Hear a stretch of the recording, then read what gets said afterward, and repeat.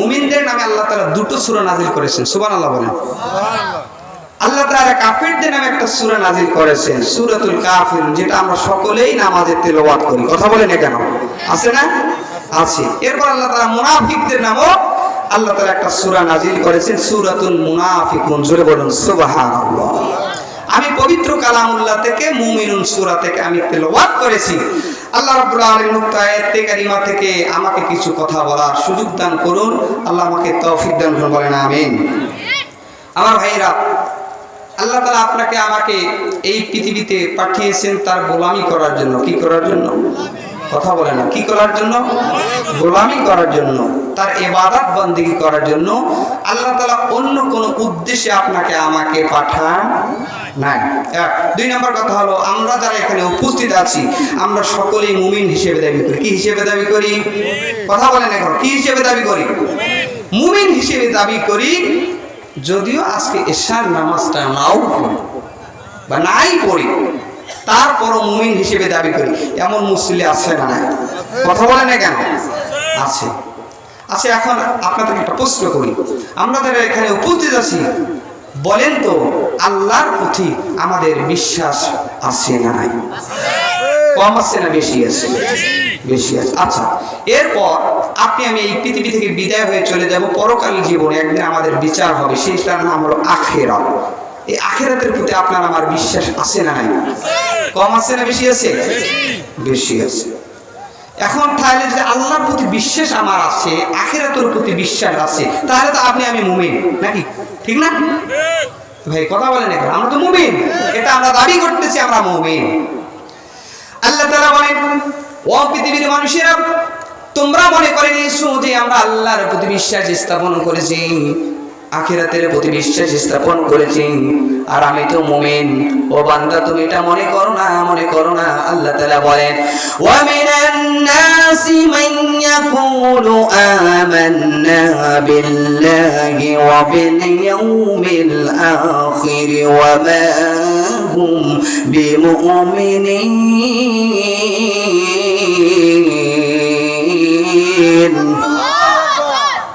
আমার আল্লাহ মানুষের মধ্যে এমন কিছু লোক রয়েছে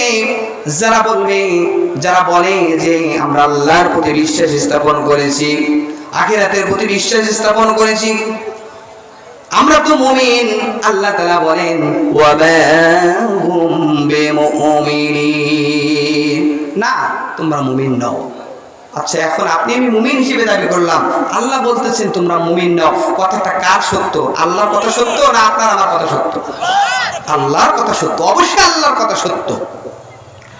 এখন আপনি বলবেন, হুজুর বুঝলাম আমরা আল্লাহর প্রতি বিশ্বাস স্থাপন করেছি, আখিরাতের প্রতি বিশ্বাস স্থাপন করলাম, কিন্তু আল্লাহ আমাদেরকে মুমিন হিসেবে আখ্যায়িত করলো না, আমরা তো মুমিন না, তাহলে আমরা কি? আল্লাহ তাআলা বলেন, তোমরা মুমিন নও, তোমরা হলো মুনাফিক। কি কথা বলেন? মুনাফিক। আমার ভাইরা, আল্লাহ রাব্বুল আলামিন এই কথা এমনিতে বলে দিলেন, আপনি আমি নামাজ আল্লাহর প্রতি বিশ্বাস স্থাপন করি, রাসূলের প্রতি বিশ্বাস স্থাপন করি, এরপর আখিরাতের প্রতি বিশ্বাস স্থাপন করি, অথচ আমরা মসজিদে নামাজ পড়তে যাই না, ইসলামী আন্দোলন করি না। আমার ভাইয়ের, সেই কারণে আল্লাহ তাআলা বলেন তোমরা মুমিন নও, তোমরা হলে মুনাফিক।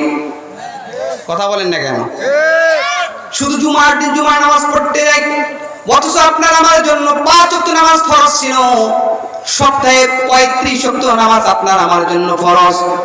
1 ওয়াক্ত শুধু নামাজ পড়তে যাই, বাকি 34 ওয়াক্ত নামাজ পড়ি না, তাহলে আল্লাহর ভাষায় আপনি কি মুমিন? মুমিন না। আমার ভাইরা, এরা হলো মুনাফিক। এরা কারা? মুনাফিক। এই মুনাফিকদের চরিত্র দেখবেন, এই মুনাফিকরা ওদের কাছে গিয়ে বলতেছে, হুজুর আমরা তোমাদের সঙ্গে আছি, কোনো সমস্যা নেই। এতদিন আমরা দেখেছি অনেক লোককে দেখেছি, নাঙ্গলকে দেখেছি, ধানের শীষকে দেখেছি, নৌকাকে দেখেছি, হুজুর সবকে দেখা শেষ, সামনে টুপিওয়ালাদের বাংলাদেশ, আমরা টুপিওয়ালাদের সঙ্গে থাকবো, আপনাদের সঙ্গে থাকবো, হুজুর কোনো সমস্যা নাই, আপনার সামনে চলেন, আমরা আপনাদের সঙ্গে আছি। আচ্ছা, এই কথা বলে কি বলে না? কিছু লোক আছে না? বলে। এবার হুজুরদের কাছে গিয়ে এই কথা বলার পর আমার ভাইরা চলে গেল, অন্য দলের কাছে চলে গেল, মুসলমানদের কাছে চলে গেল। মুসলমানদেরকে বলতেছে, ভাই সমস্যা নাই, 15 বছর কোনো কথা বলতে পারি নাই, এখন আমরা মুক্ত হয়েছি, ভাই কোনো সমস্যা নাই, আমরা আপনাদের সঙ্গে আছি। এবার মুসলমান বলতেছে, আরে ভাই কিছুক্ষণ আগে দেখলাম তুমি ওই যে হুজুরের সঙ্গে কথা বললে, এবং আমি চুপি চুপি শুনেছি, তুমি তো বললে, ওয়াদা করলে আমরা আপনাদের সঙ্গে আছি, এখন আপনি কেন আমাদের সঙ্গে এসে বলতেছেন আমরা আপনাদের সঙ্গে আছি? এবার সে বলতেছে, ভাই বুঝবেন না, সামনে হুজুরও কিন্তু ক্ষমতা আসতে পারে, এজন্য ওদের সাথে তাল মিলিয়েছি, আপনাদের সঙ্গে আছি। ভাই বলা যায় না কোন দল ক্ষমতা আছে, বলা যায় না, আর আমরা তো তাদের সাথে ঠাট্টা বিদ্রুপ করি, আমরা তাদের সাথে উপহাস করি। এমন কোয়ালিটির লোক বাংলার জমিনে কম আছে না বেশি আছে? আমার ভাইরা, এই আওয়ামী লীগ ক্ষমতা ছাড়ার আগে অনেক মুসল্লিকে আমি দেখেছি, ওরা আওয়ামী লীগের বিরুদ্ধে কথা বলেছে, আলেমদের পক্ষে কথা বলেছে, আওয়ামী লীগের বিরুদ্ধে কথা বলেছে, আলেমদের পক্ষে কথা বলেছে। যখন তারা এই স্বৈরশাসক বিদায় নিয়ে গেল, ওই সমস্ত লোকদেরকে আমি দেখেছি, এরা ইমানদারদের বিরুদ্ধে কথা বলে, বাতিলদের পক্ষে তারা কথা বলে না, কেউ ঠিক কিনা? এই কোয়ালিটির লোক আছে না? আছে। টাকা দিলে কিনে যায়, টাকা দিলে কিনে নেওয়া যায়। আমার ভাইয়া, এরা জামাতের কাছে গিয়ে বলে আমরা আপনাদের সঙ্গে আছি, আবার বিএনপির কাছেও গিয়ে বলে আমরা আপনাদের সঙ্গে আছি। এই দুই চরিত্রের লোক এই বাংলার জমিনে কম আছে না বেশি আছে? আওয়াজ দিয়ে বরং কম আছে না বেশি আছে? আচ্ছা, এটা মৌলবীর কথা না, এটা আল্লাহর কথা, এই কোরআনে আছে। আমি যত কথা বলবো কোরআনের রেফারেন্সে কথা বলবো, কোন বানোয়াট কথা বলবো না আমি, ইনশাআল্লাহ। আল্লাহ তাআলা বলেন, وَإِذَا لَقُوا الَّذِينَ آمَنُوا قَالُوا آمَنَّا وَإِذَا خَلَوْا إِلَى شَيَاطِينِهِمْ قَالُوا إِنَّا مَعَكُمْ إِنَّمَا نَحْنُ مُسْتَهْزِئُونَ।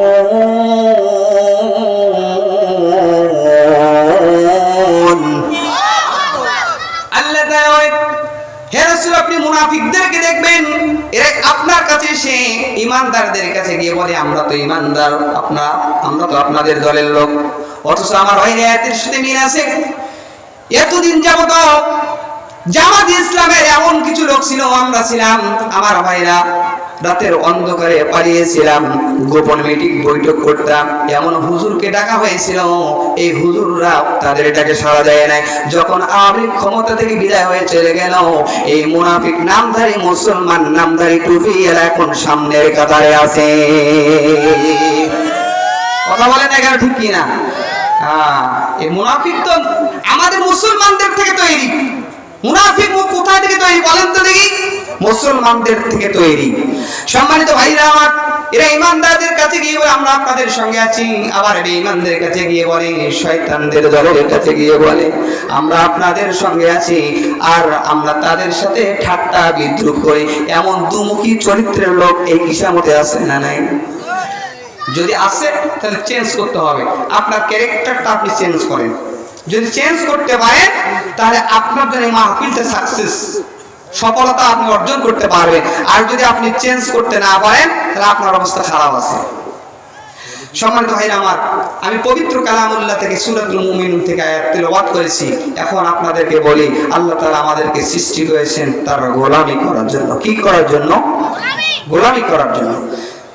আল্লাহ তাআলা বলেন, ওয়ামা খালাকতুল জিন্না ওয়াল ইনসা ইল্লা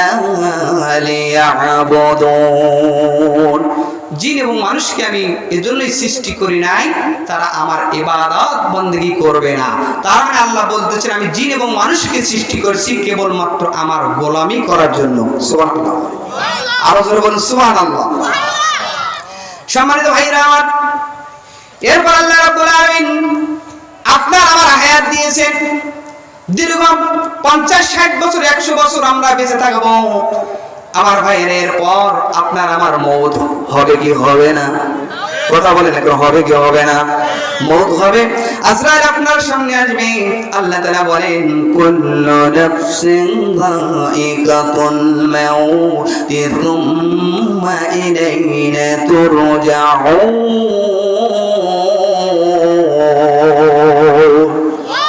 আল্লাহ তাআলা বলতেছেন যে প্রত্যেকটা নফসকে মৃত্যুর স্বাদ গ্রহণ করতে হবে। আচ্ছা বলেন, আপনাকে আমাকে যদি মৃত্যুর স্বাদ গ্রহণ করতে হয়, তাহলে আমাদের আজকে যত কথা হবে আমাদের আমলের নিয়তে কথাগুলো শোনা দরকার আছে না? আমলের নিয়তে কথা শুনতে হবে। আজকে মাহফিলের লোক কম হচ্ছে কেন? আমাদের টার্গেট হলো বড় বড় বক্তা, আর আমাদের শ্রোতাদের টার্গেট হলো কি? কমিটির হলো বড় বড় বক্তা আনবো, অনেক লোক হবে। আর শ্রোতাদের হলো কি? যে ওই বক্তা ভাইরাল কিনা আমি সেই জন্য যাব। কথা বলেন না কেন? আমলের নিয়তে তাফসীর মাহফিল হচ্ছে না। আমলের নিয়তে যদি তাফসীর মাহফিল হতো তাহলে এত ঘন ঘন তাফসীর করা হতো না। আরো 10 বছর আগে পার্লামেন্ট থেকে ওই শেখ হাসিনা পালিয়ে যেত। কথা বলেন না ঠিক কিনা? আমাদের আমলের নিয়ত নাই। সম্মানিত ভাইরা আমার, একজন মনীষী বলেছেন রমজান মাসের ঘটনা। মা তার সন্তানকে, কন্যা সন্তানকে বললেন, মা আসরের নামাজ হয়ে গেছে, এখন আসরের নামাজ পড়বো। আচ্ছা মা, আসরের নামাজ পড়া শেষ, চলো আমরা এখন রান্না বান্না করবে, ইফতার আমাদেরকে তৈরি করতে হবে। তোমার বাবা আসবে, তোমার আত্মীয় স্বজন আসবে, মা তুমি আমাকে একটু হেল্প করো। মেয়েটা বলল, না আমি তোমাকে হেল্প করতে পারবো না। কেন পারবে না? সে বলতেছে, মা এই যে টেলিভিশনের মধ্যে, টিভির মধ্যে একটা নতুন অনুষ্ঠান শুরু হবে, এই অনুষ্ঠান আমাকে দেখতে হবে, আমি তোমাকে কখনো সহযোগিতা করতে পারবো না। মা বলল, মা তুমি আমাকে একটু সহযোগিতা করো। মা এই কথা বলে রান্না বান্না কাজে চলে গেল। মেয়েটা আবার কি করলো? LED TV. সে চিন্তা করলো, আমি যদি নিস্তারায় থাকি মা বারবার আমাকে ডাকবে, সুতরাং আমার অনুষ্ঠান দেখার তৃপ্তি হবে না, গন্ডগোল হয়ে যাবে। তখন সে কি করলো? এলইডি টিভিটা নিয়ে উপর তলায় চলে গেল, দরজা লাগিয়ে দিয়ে টিভি দেখা শুরু করে দিল। মা বারবার ডাকে কিন্তু ডাকে শুনে না। শেষ পর্যন্ত ইফতারের সময় হয়ে গেল, আত্মীয় স্বজন উপস্থিত হলো।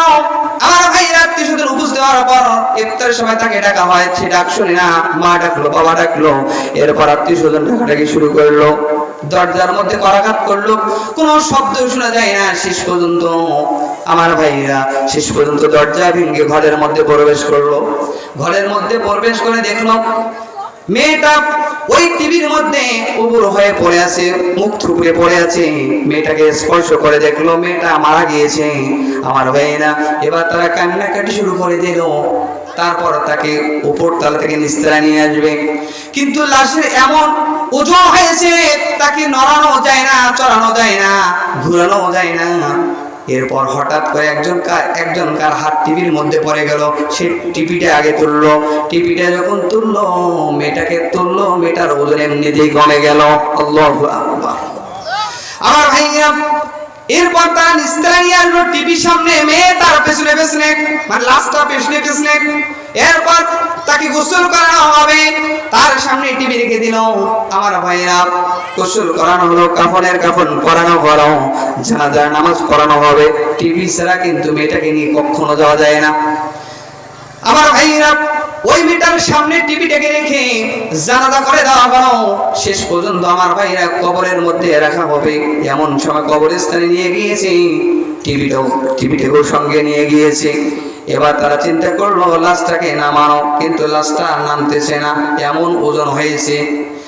জনগণ চিন্তা করলো টিভিটাকে সামনে নিয়ে যাও, টিভিটাকে কবরস্থানের মধ্যে শুয়ে দেওয়া হলো, সেখানে রাখা হলো। এরপর মেয়েটাকে তুলে নিয়ে আমার ভাইয়ের কবরস্থানে রাখা হলো। এমনিতে ওজন কমে গিয়েছে। জনগণ চিন্তা করলো টিভি তো আর কবরের মধ্যে রাখা যাবে না, টিভিটা উপরে তুলবে। যখন টিভিটা উপরে তোলে, মেয়েটা এমনি অটোমেটিক উপরে চলে আসে। সম্মানিত ভাইরা আমার, 2-3 বার এরকম কাজ থেকে এরকম কাহিনী দেখে জনগণ চিন্তা করলো তাকে টিভি সহ দাফন করে দাও, টিভি সহ তাকে সেখানে দাফন কাফন করে দেওয়া হলো। এখন আপনাদেরকে বলি, ওই টিভি সহ ওই মেয়েটাকে দাফন কাফন করা হলো। আপনারা বলেন তো ওই মেয়েটা জান্নাতি না জাহান্নামী? কথা বলেন এখন, জান্নাতি না জাহান্নামী? জাহান্নামী। ওই মেয়েটার নিয়ত ছিল সে অনুষ্ঠান দেখবে, মাকে সাহায্য করবে না, ইফতার করবে না। কথা বলেন এখন ঠিক কি না? আমার ভাইরা, তাহলে ওই মেয়েটা যদি জাহান্নামী হয়ে যায়, আপনি আমি আজকে আমার ভাইরা যখন বিছানায় শুয়ে যাই, এই শোয়ার সময় আমরা টিভি দেখি, ছোট টিভি, মোবাইলে টিভি দেখি। এই টিভি দেখতে দেখতে, অশ্লীল নাচ গান দেখতে দেখতে আমরা আমার ভাইরা কখন যে ঘুমিয়ে যাই। ভোরবেলা উঠে দেখি, সকালবেলা উঠে দেখি মোবাইলের মধ্যে কোনো চার্জ নাই। এমন কাহিনী হয় না? হয় না? হয়। আচ্ছা বলেন তো, আপনি যদি অশ্লীল নাচ গান দেখতে দেখতে ঘুমিয়ে যান, আর আজরাইল যদি আপনার সামনে এসে আপনার জান কবজ করে নেয়, তাহলে আপনি আমি কি হব? কথা বলেন না কেন ভাই? জাহান্নামী হয়ে যাব। সুতরাং আমার ভাইরা, যখন নামাজের সময় নামাজের সময় হয়ে যায়, আমরা টিভির মধ্যে সময় দিয়ে দেই, বাজারের মধ্যে সময় দিয়ে দেই, অথচ আল্লাহ রাব্বুল আলামিনকে আমরা সময় দেই না। আল্লাহ বলে এরা মুমিন নয়, এরা মুমিন নয়, এরা হলো টাটকা মুনাফিক। কথা বলেন না কেন? ঠিক কি না? সম্মানিত ভাইরা আমার, আমাদের নিয়তগুলো খালেজ করতে হবে। তাফসীরুল কোরআন মাহফিলে আমরা এখানে এসেছি, কোরআন থেকে দার্স দেওয়া হবে, আমাদের আমলের নিয়ত করতে হবে। ইন্নামাল আ'মালু বিন্নিয়াত, বুখারী শরীফের প্রথম একটা হাদিস, সমস্ত কর্মই হলো নিয়তের উপর নির্ভর। আর বিশ্বনবী বলেছেন ইন্নামা আ'মালু বিল খাওয়াতিম, শেষ ভালো যার, সব ভালো তার। জোরে বলুন সুবহানাল্লাহ। আপনার শেষটা, আমার শেষটা যদি ভালো হয়, আপনার আমার শেষটা যদি ভালো হয়, আল্লাহ তাআলা আপনাকে আমাকে জান্নাত দান করবেন। সুবহানাল্লাহ বলেন। আর অতীতে কি করেছি এটা দেখার বিষয় নয়, সামনে কি করব, বর্তমান কি করতেছি, সামনে কি প্ল্যান করতেছি, আল্লাহ তাআলা এটাই দেখতেছেন। এটা যদি আপনার আমার জন্য ভালো হয়ে যায়, আপনি আমি এই পৃথিবীতে আসা সার্থক হবে। আপনি আমি সফলতা অর্জন করব। যারাই সফলতা অর্জন করবে তারাই জান্নাতে প্রবেশ করবে। আরো জোরে বলুন সুবহানাল্লাহ। সম্মানিত ভাইরা আমার, আপনার আমার মউত আসবে, আজরাইল আপনার আমার সামনে আসবে। ইমানদার ব্যক্তির কাছে যখন আজরাইল আসবে, ইমানদার ব্যক্তিদের সামনে আজরাইল এসে বলবে আসসালামু আলাইকুম। সুবহানাল্লাহ বলতে পারলেন না? আজরাইল এসে আপনাকে সালাম দেবে। আপনি বলবেন হুজুর এগুলো আপনার বানোয়াট কথা। না না, এগুলো কোনো বানোয়াট কথা না। আল্লাহ তাআলা বলেন আল্লাযীনা তাতাওয়াফাহুমুল মালাঈকাতু তাইয়্যিবিনা ইয়াকুলুনা সালামুন আলাইকুম। আরো জোরে বলুন আল্লাহু আকবার। আল্লাহ তাআলা যখন এই আজরাইল যখন নেককার বান্দাদের সামনে আসবে জান কবজ করার জন্য, তখন ইয়াকুলুনা, ওই ফেরেশতারা বলবে সালামুন আলাইকুম, তোমাদের উপর আল্লাহর শান্তি বর্ষিত হোক, আল্লাহর পক্ষ থেকে তোমাদের উপর শান্তি বর্ষিত হোক। সুবহানাল্লাহ। আস্তে বলুন, জোরে বলুন সুবহানাল্লাহ।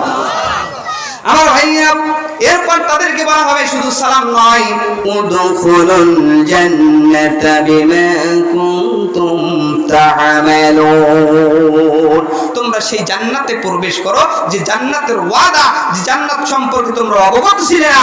এরপর আল্লাহ তাআলা তোমাকে জান্নাতের ওয়াদা করেছেন, সেই জান্নাতের মধ্যে তোমরা প্রবেশ করো এবং জান্নাতের সুসংবাদ তোমরা গ্রহণ করো। না সুবহানাল্লাহ কালকে বলেন, আরো জোরে বলুন সুবহানাল্লাহ।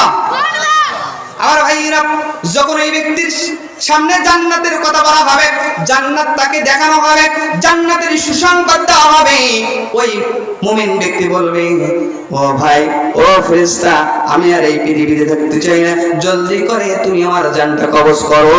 আমি আমার আল্লাহ রাব্বুল আলামিনের সঙ্গে সাক্ষাৎ করতে চাই, আর আল্লাহর ওয়াদাকৃত জান্নাতের মধ্যে আমি প্রবেশ করব। আরো জোরে বলুন সুবহানাল্লাহ। আমার ভাইরা, এরপর লোকটাকে দাফন কাফন করা হবে।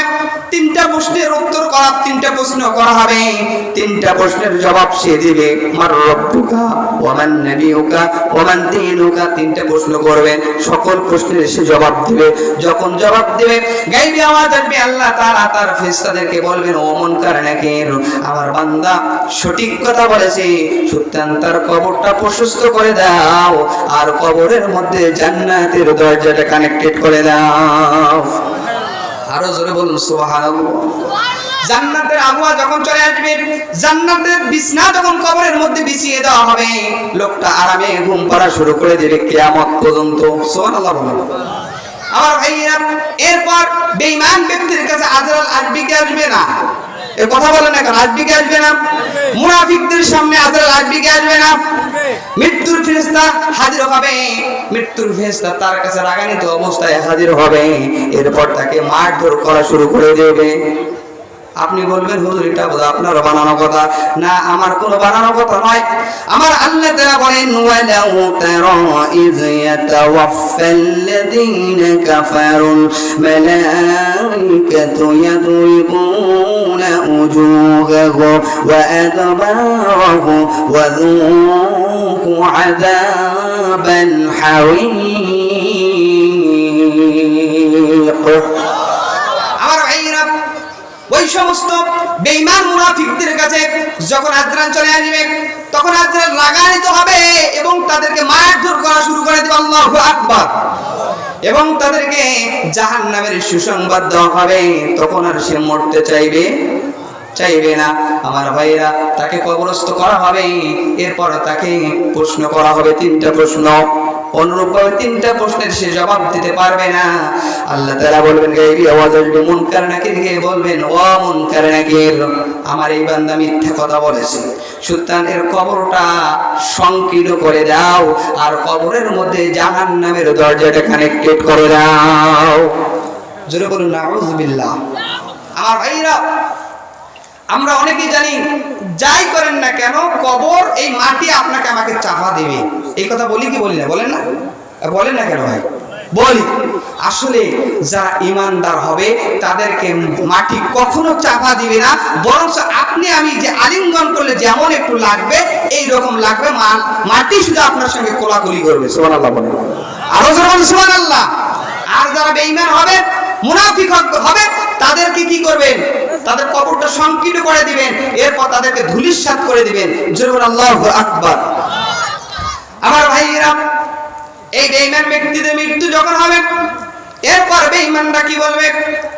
রব্বুল আলামিন, আরেকবার আপনি আমাদেরকে দুনিয়ায় পাঠান, আরেকবার আপনি আমাদেরকে দুনিয়ায় পাঠান।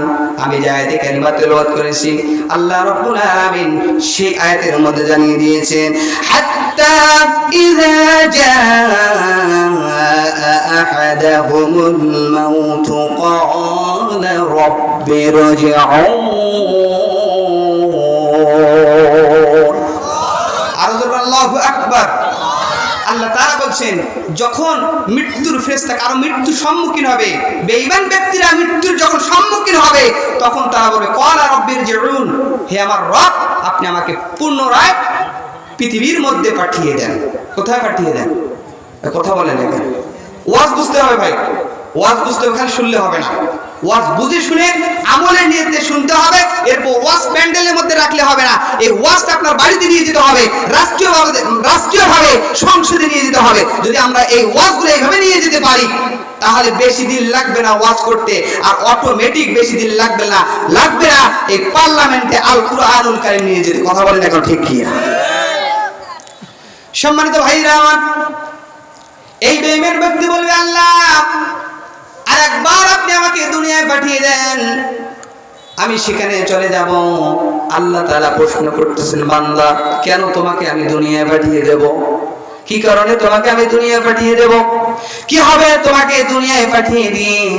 এবার বান্দা তার প্রশ্নের জবাবটা দিচ্ছে, লাআল্লি আ'মালু সালিহান ফীমা তারাকতু কাল্লা ইন্নাহা কালিমাতুন হুয়া কাইলুহা। আমার ভাইরা, এবার এই বেঈমান ব্যক্তিরা বলবে ও রব্বুল আলামিন, লাআল্লি, আমি আশা করি, সে বলতেছে আমি আশা করি, আমালু সালিহান, আমি নেক কাজ করব, ভালো কাজ করব, ফিমা তারাকতু, ইতিপূর্বে যা করি নাই, যা তরক করেছি, ও আল্লাহ। তার মানে এই ব্যক্তি বলবে রব্বুল আলামিন আরেকবার আপনি আমাকে দুনিয়ায় পাঠিয়ে দেন, আমি আশা করি আমি দুনিয়ায় গিয়ে ভালো ভালো কাজ করব, যে কাজগুলো আমি পৃথিবীতে করি নাই সেই কাজগুলো করব, আর যেই কাজগুলো আমি করেছি পৃথিবীতে সেই কাজগুলো আমি বাদ দিয়ে দেব। এবার সে বলবে রব্বুল আলামিন আপনি আমাকে আরেকবার দুনিয়ায় পাঠিয়ে দেন, ও আল্লাহ তাআলা আরেকবার দুনিয়ায় পাঠিয়ে দিলে আল্লাহ আমি জীবনে আর নামাজ ছেড়ে দেব না। যারা নামাজ না পড়ে তারা বলবে আল্লাহ আরেকবার দুনিয়ায় পাঠিয়ে দেন, আমি সেখানে গিয়ে নামাজ পড়ব। কথা বলেন না কেন? আচ্ছা এই কথা যদি আপনি কবরে গিয়ে বলেন আল্লাহকে আল্লাহ আরেকবার দুনিয়ায় পাঠিয়ে দেন, আমি নামাজ আদায় করব, 5 ওয়াক্ত নামাজ পড়ব, আল্লাহ সেটা তো 5 ওয়াক্ত তো দূরের কথা, 5 ওয়াক্ত তো করবই করব, আমি তাহাজ্জুদ পর্যন্ত প্রতিদিন পড়ব, আল্লাহ আরেকবার দুনিয়ায় পাঠান, আল্লাহ কি কথা শুনবে? শুনবে না।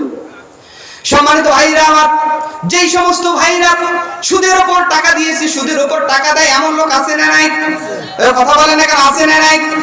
আমার আল্লাহ তাআলা বলেন ইয়া আইয়ুহাল্লাযীনা আমানু লা তাকুলুর রিবা আদআফান মুদাআফা ওয়াত্তাকুল্লাহা লাআল্লাকুম তুফলিহুন।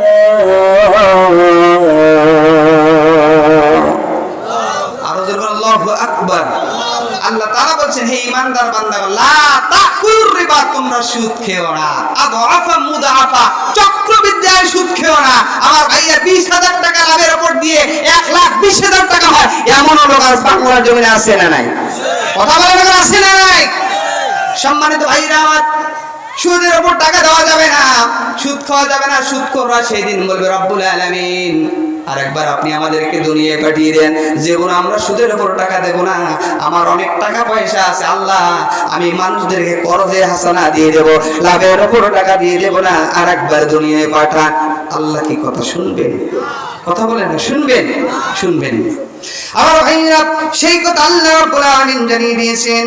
আল্লাহ তাআলা বলেন লাআল্লি আ'মালু সালিহান ফীমা তারাকতু কাল্লা। আল্লাহ তাআলা বলতেছেন ওই ব্যক্তিরা বলবে আল্লাহ আরেকবার দুনিয়ায় পাঠান, আমি আর জীবন লাভের উপর টাকা দেব না, আমি পৃথিবীতে গিয়ে আমি মানুষদেরকে হাওলাত দেব, মানে করজে হাসানা দেব, আল্লাহ আপনি আরেকবার দুনিয়ায় পাঠান। আল্লাহ কোনো কথা শুনবেন? যারা জিনা করে, এই জিনাখোররা সেই দিন বলবে আল্লাহ আরেকবার আপনি আমাকে দুনিয়ায় পাঠিয়ে দেন, জীবনে আমি কোন মেয়ের কাছে ধারের কাছেও যাব না। এমন লোক জিনাখোর লোক আছে না নাই? এ ভাই কথা বলেন, এখানে আছে না? হ্যাঁ, এখানে কম আছে কিন্তু অন্যান্য জায়গায় বেশি আছে। সম্মানিত ভাইরা আমার, জিনা করা যাবে না। জিনাখোররা বলবে আল্লাহ আরেকবার দুনিয়ায় পাঠান। আল্লাহ তাআলা বলবেন না না, তোমাকে আর দুনিয়ায় পাঠাবো না। আমার ভাইরা এভাবে করে মানুষ আফসোস করবে। আল্লাহ কি বলবে? রব্বুল আলামিন আরেকবার যদি আপনি আমাকে দুনিয়ায় পাঠিয়ে দেন, জীবন আমি হুজুরদের বিরুদ্ধে কোনো কথা বলবো না। হুজুরদের বিরুদ্ধে কথা বলে এমন লোক বাংলার জমিনে কম আছে না বেশি আছে? কথা বলেন, কম আছে না বেশি আছে? আমাদের মতো টুপিওয়ালা লোকেরা হুজুরের বিরুদ্ধে কথা বলে আমার ভাইরা, অথচ ভারতের ইসকনের একজন নেতাকে গ্রেফতার করা হয়েছে বাংলার জমিনে, আর গোটা ভারত হিন্দুরা একত্রিত হয় মুসলমানদের বিরুদ্ধে স্লোগান দিচ্ছে। কথা বলে না, ঠিক কিনা? আর আমাদের মুসলমানদেরকে ধরতেছে, ফাঁসির কাছে ঝুলিয়ে রেখেছিল, আবার মামলা দিচ্ছে, হামলা করতেছে, অথচ মুসলমানরা এখন এক প্ল্যাটফর্মে হতে পারি নাই। কথা বলে না, ঠিক কিনা? অথচ আল্লাহ তাআলা বলেন ওয়া'তাসিমু বিহাবলিল্লাহি জামিআ। আল্লাহু আকবার বলেন। আমার আল্লাহ তাআলা বলছেন যে তোমরা আল্লাহর রজ্জুকে আঁকড়িয়ে ধরো, তোমরা পরস্পর বিচ্ছিন্ন হয়েও না। আর আমরা তো ভারতকে বন্ধু হিসেবে মনে করতেছি, ভারত আমাদের বন্ধু হতে পারে না, ভারত আমাদের প্রকাশ্য দুশমন। কথা বলেন না, ঠিক কিনা? সম্মানিত ভাইরা আমার, আপনি বলবেন হুজুরটা কেমন কথা? ভারত যদি আমাদেরকে পিএস না দেয় তাহলে আমরা খাবো কি? আরে ভাই, ভারত যদি আমাদের পিএস না দেয়, অন্য দেশ থেকে আমরা পিএস আমদানি করবো, কোনো সমস্যা নাই। ভারত পিএস না দিলে ভারতের লস, পিএস পচে যাবে। কথা বলেন না কেন? আমার ভাইরা, আমরা অনেকেই বলি পাকিস্তানের কথা বললে অনেকেই বলি পাকিস্তান হলো রাজাকার। আসলে পাকিস্তান রাজাকার নয়, পাকিস্তান হলো আমাদের বন্ধু, আর ভারত হলো আমাদের শত্রু। ভারতের যত হিন্দু আছে যারা ভারতের পক্ষে কথা বলবে, এই হলো মুসলমানের দুশমন। কথা বলেন না কেন, ঠিক কিনা? আজকে আমাদের দেশের উপর হামলা করার জন্য ষড়যন্ত্র করতেছে ভারত, আর এদিকে পাকিস্তান বলতেছে বাংলার জমিনে বাংলাদেশকে যদি হিন্দুস্তান হিন্দুস্তানটা যদি টার্গেট করে আমরা তাদেরকে ছাড় দেব না। কথা বলে না ঠিক কি না? সুতরাং বোঝা যাচ্ছে আমাদের বন্ধু হচ্ছে পাকিস্তান, আর আমাদের এই বাংলার জমিনের রাজাকাররা হচ্ছে এই হিন্দুস্তানটা। কথা বলে না ঠিক কি না? সম্মানিত ভাইরা আমার, হিন্দুদেরকে কখনো বন্ধু হিসেবে গ্রহণ করবেন না, এই ঘোষণা দিয়েছেন আল্লাহ। কে দিয়েছেন? আরো বলেন, আরো জোরে বলুন। মুসলমানদেরকে বন্ধু তৈরি করতে হবে। মুসলমান না আমাদের বন্ধু, মুসলমান না আমাদের কি বন্ধু। আমার আল্লাহ তাআলা বলেন, إنما وليكم الله ورسوله والذين آمنوا الذين يقيمون الصلاة ويؤتوا الزكاة وهم راكعون।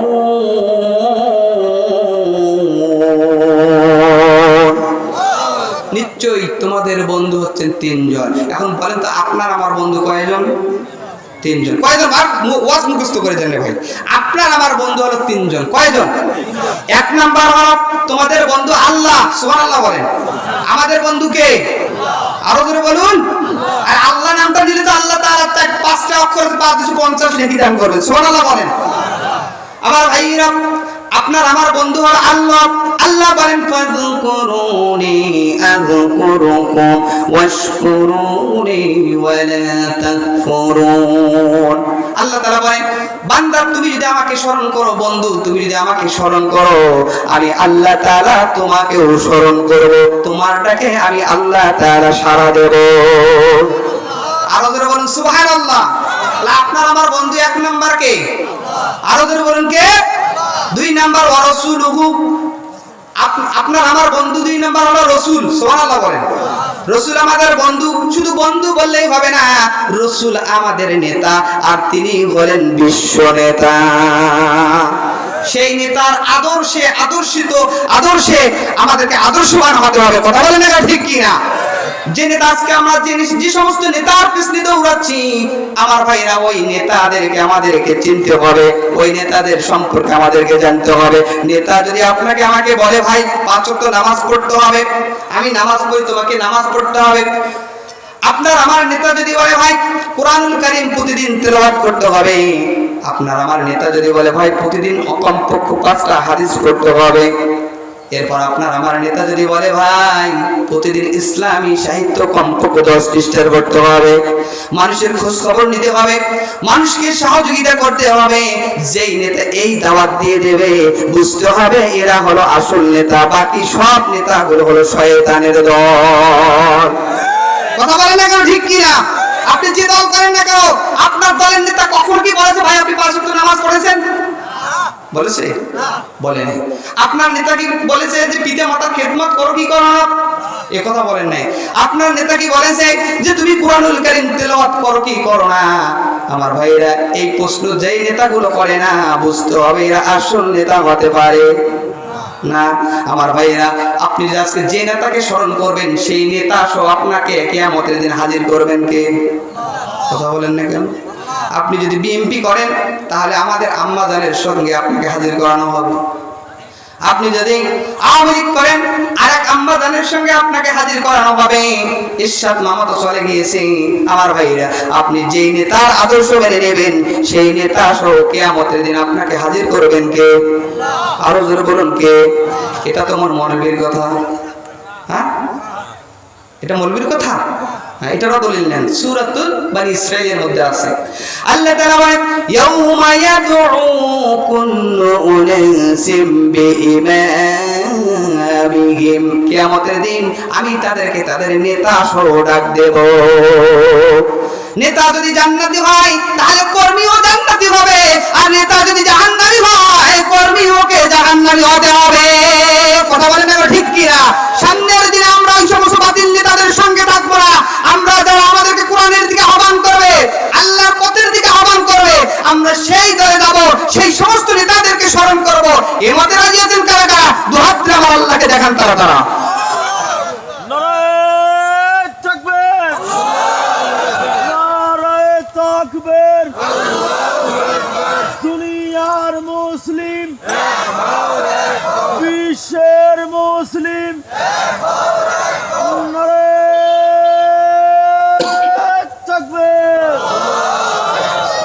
করলেন নাকি? কথা বলে রাগ করলেন? হ্যাঁ, এই ওয়াজ কিন্তু এখানে রাখলে হবে না ভাই, ওয়াজটা বাইরে নিয়ে যেতে হবে, বাইরে নিতে হবে, আপনার বাড়িতে নিয়ে যেতে হবে। এরপর জয় দিন আপনি সিল মারবেন, সেই দিন পর্যন্ত এই ওয়াজটা মনে রাখতে হবে। যদি আমি রাখতে পারি, পার্লামেন্টে কোনো মোশাররফ ওখানে যেতে পারবে না। ইমানদার লোকরাই যখন যাবে, বাধ্যতামূলক নামাজের আইন পাস হবে, কোরআন দিয়ে রাষ্ট্র পরিচালনা হবে। বাংলাদেশে সুদমুক্ত কোনো অর্থ ব্যবস্থা থাকবে না, সুদমুক্ত অর্থ ব্যবস্থা শেষ হয়ে যাবে আমার ভাইরা। আমার যাকাত মুক্ত অর্থ ব্যবস্থা চালু হবে। কথা বলেন এখন ঠিক কি না? এত ওয়াজ ঘন ঘন করতে লাগবে না। পার্লামেন্টে যদি এই কোরআনের আইন চলে যায়, ওয়াজ করলে এইরকম মজমা জমাইতে হবে না, মসজিদের ওয়াজই যথেষ্ট হবে। কথা বলেন না ঠিক কি না? আজকে 50,000 টাকা দিয়ে বক্তা আনতে হয়, 50,000 যারা কন্ট্রাক্ট করে আলোচনা করে তাদের আলোচনা শুনে যায় টাকা কামাই করতে, টাকা কালেকশন করতে কত ঠেলা মাহফিল কমিটি জানে। কথা বলেন না ঠিক কি না? আমাদের দোষ আছে, আমাদের একটা দোষ আছে, আমরা ভাইরাল বক্তা খুঁজি। কারণ ভাইরাল বক্তা মনে করছে যে আমি যত সে বক্তব্য দিবে। কথা বলেন না ঠিক কি না? এই কাজ করা যাবে না আমার ভাইরা। আল্লাহ রাব্বুল আলামিন কুরআনুল কারীমের মধ্যে জানিয়ে দিয়েছেন, আমি কিয়ামতের দিন তাদেরকে তাদের নেতা সহ ডাক দেব। নেতা যদি জান্নাতি হয়, কর্মীও জান্নাতি হবে, আর নেতা যদি জাহান্নামী হয়, কর্মীদেরকে জাহান্নামী হতে হবে। সম্মানিত ভাইরা আমার, যারা একটু জিকির করে আর সামনে একটু এগিয়েছি, পিছনে একটু জায়গা করে দিই। লা ইলাহা, একটু আগে আসুন ভাই, একটু আগে আসুন। সুবহানাল্লাহ, আলহামদুলিল্লাহ, লা ইলাহা, আরো জোরে লা ইলাহা, সুবহানাল্লাহ, আলহামদুলিল্লাহ, লা ইলাহা, আরো জোরে লা ইলাহা,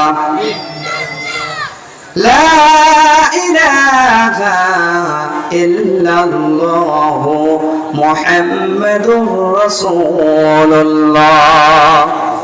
আমার ভাইয়া, সেই দিন জালেমরা জিজ্ঞেস করে আল্লাহ তাআলা কি বলবে? রব্বুল আলামিন, আরেকবার আপনি আমাদেরকে দুনিয়ায় কয়টা মানুষের উপর আমরা জুলুম করব না? কথা বলেন না কেন ঠিক কি না? জালেমরা বলবে রব্বুল আলামিন, আরেকবার আপনি দুনিয়ায় পাঠিয়ে দেন, আমরা সেখানে গিয়ে আর কোনো আলেমদেরকে ফাঁসির মঞ্চে ঝুলাবো না, আমরা আলেমদের পক্ষে থাকবো, আলেমদের কথা শুনবো, কোরআন দিয়ে দেশ পরিচালনা করব। আল্লাহ আরেকবার দুনিয়ায় পাঠিয়ে দেন। এখন বলেন তো, এই আবেদন করে সেই দিন লাভ হবে নাকি? কথা বলেন না, লাভ হবে? লাভ হবে না। এখন তো আমরা এখানে আছি, অনেকে বলছি এবার যা হয় হোক, এই 5 বছর বিএনপি ক্ষমতায় আসুক, আর পরের 5 বছর জামাতকে আমরা দেখবো। এমন লোক, এই কোয়ালিটির লোক এখানে আছে না নাই? আরে ভাই, আপনি যদি এই 5 বছরে না দেখেন, পরের 5 বছর আপনি বেঁচে থাকবেন, তার গ্যারান্টি কি হবে আপনি দেন? কথা বলেন এখন ঠিক কি না? সম্মানিত ভাইরা আমার, সে আল্লাহ রাব্বুল আলামিন জানিয়ে দিয়েছেন, আল্লাহ তাআলা তার রাসূলকে বলছেন, ওয়া আনজিরিন নাস ইয়াওমা ইয়াতিহিমুল আযাব।